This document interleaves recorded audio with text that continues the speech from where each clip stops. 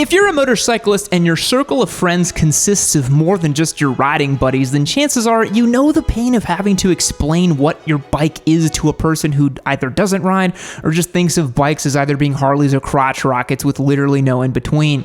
It's a pain felt most deeply by riders who've chosen a style of bike that looks odd when sitting next to others in a line, like dual sports or sumos or any KTM street bike. You can try to explain that your Super Duke looks the way it does because of these reasons, but that's not what's gonna matter because it's got a lot of torque and a big V-twin, and before you get halfway through your spiel, their eyes will just glaze over and you can tell they just want you to stop talking. But what if you want a motorcycle where you'll never have to explain yourself ever again? You can just ride it around and every normie out there will instantly recognize it or the name and understand what it's all about. That's right, today we're talking about the most recognizable, most iconic motorcycles that even non-rider troglodytes will be able to recognize and respect. We're looking at 7 motorcycles the normies will respect today. But maybe you bought your motorcycle specifically so that only the enlightened among us will recognize it, and yet you have to tell anyone how cool your motorcycle is. Well, if you need someone to pat you on the head and tell you you made a good choice, click the link down below, head over to yammie.co and join the Discord. We've got thousands of members all sharing their bikes they want to buy, or just horrendous airbrushed Busas to laugh at. You'll also be able to hang out with your old Papa Yams and Spite, and I can personally judge your ride. On top of all the good stuff, you'll be entered to win our giveaway motorcycles at the same time. How good is that? Click the link down below and sign up. Now let's get started with perhaps the most recognizable motorcycle, at least here in America, that you could get that'll garner a moderate amount of normie respect, and that's any Harley Davidson. Look, I'm assuming that if you're watching this in America, and in America, Harleys are basically the Ford F-150 of motorcycles. They're expensive status symbols that people buy to cosplay as blue collar, but therein lies the rub. Everyone knows Harleys are pricey, so when you roll up to the office on a Harley, people will notice and appreciate it. As long as you don't have straight pipes on your bike, in that case, people will notice you, but they'll also probably want you to shove your bike where the sun don't shine. This also goes for just about everything out there with the bar and shield on the tank, because the name is basically synonymous with luxury and expense here, which is a bit disappointing given that for your money you can get significantly nicer bikes elsewhere that no one else will care about.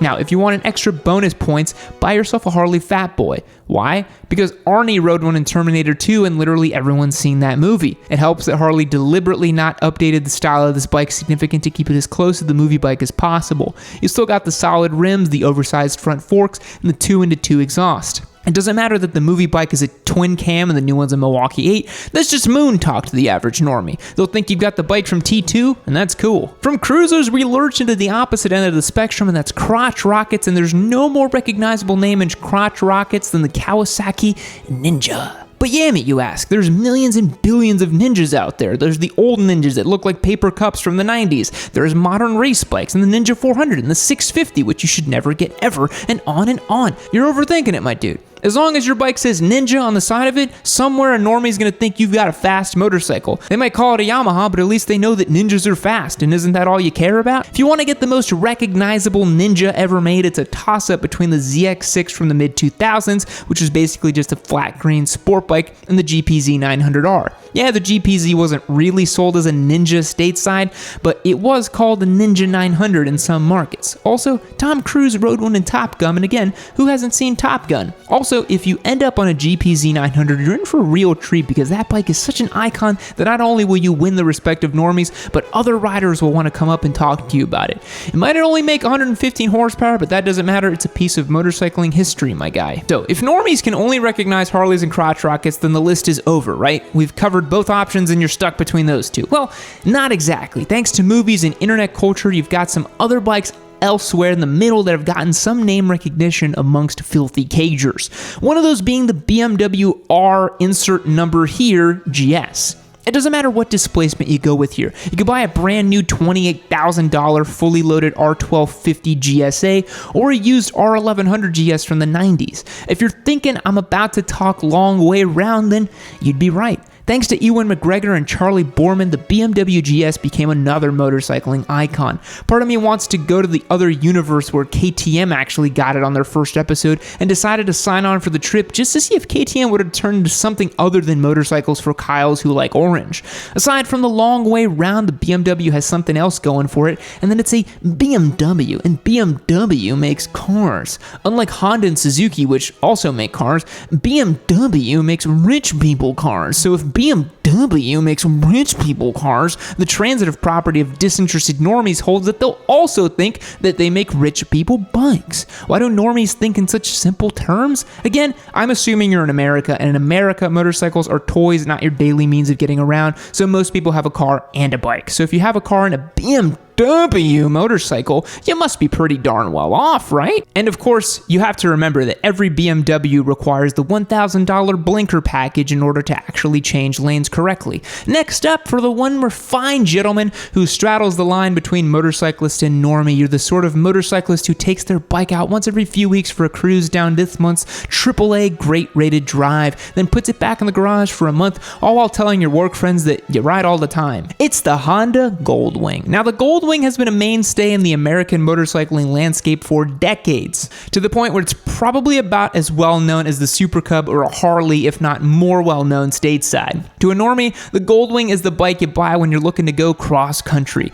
You tell them all the features it has and they remark at how similar it is to their car, and you die a little bit inside when you realize the only thing that's separating a Goldwing from a fully loaded Camry is 4 wheels and a roof to keep you out of the rain. Are you sure you wouldn't just be happier renting a Winnebago for your cross-country trip? You'll get about the same level of reaction from people when you talk about it, and you won't have to buy a neon yellow Schuberth C4 Pro helmet with a boom mic and a gray Aerostitch one-piece suit. You won't even have to give up your cup holder. Number 5 today is the Triumph Bonneville, otherwise known as the Grandpa Magnet. Guys, if you like GILFs, this one's for you. If you want to be constantly accosted by a bunch of old fogies saying they had one just like that back in the day, then this bike is for you. Honestly, any Triumph will do, because much like the Harley on the side of the tank, Triumph is enough to get people excited, but it's more of an in-group than the typical Harley. I can attest to this because when I had my Daytona and I rode it around on the street before I bought a race-ready one that I use now, every time I go to the gas station, some old-timer would see Triumph and they go,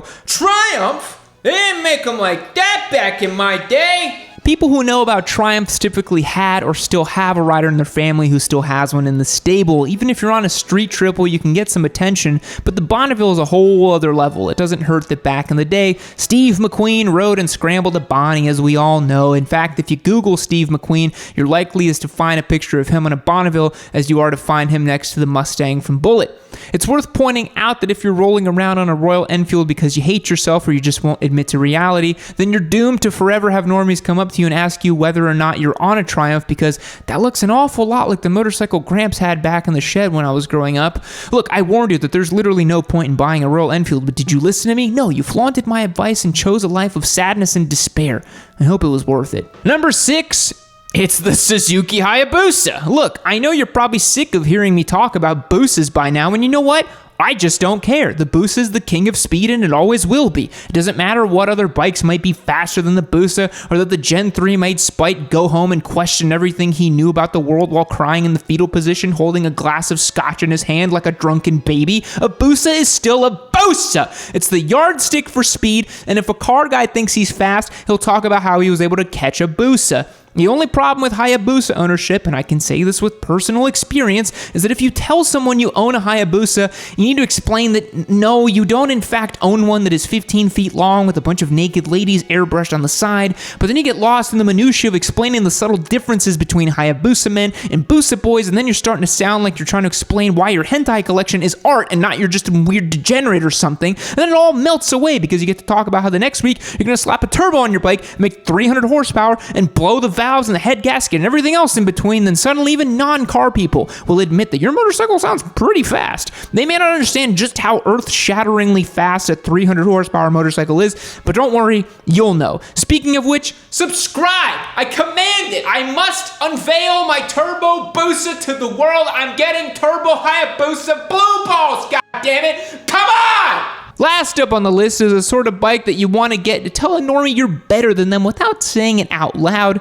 It's a Ducati. Look, I know that if you're a rider, you might just find the exclusivity and exotic flair of an MV Agusta more compelling, or maybe an Aprilia just tickles your pickle in all the right ways, but no normie actually understands what those things are. A Ducati, on the other hand, is basically motorcycling's equivalent to a Ferrari, a badly run Italian company with a history of financially treading water that makes some of the most achingly beautiful motorcycles that are fast as hell and exclusive to only those with exquisite taste and a pocketbook to match. It's a sort of motorcycle that movie stars roll around Hollywood on. Bonus points if you get a 996 because it's the bike from Matrix Reloaded's crazy highway scene. But if you're talking to the average normie, it does not matter if it's an 848, a 1098, an 1199, a Panigale. All that matters is on the tank it says Ducati. And yes, you are in fact better than they are.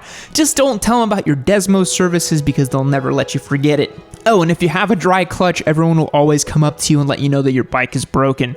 Fact, according to legend, the official story from Nathan's, 4 immigrants held the first hot dog eating contest at Nathan's famous stand on Coney Island on July 4th, 1916 to prove who was the most patriotic. Goodbye.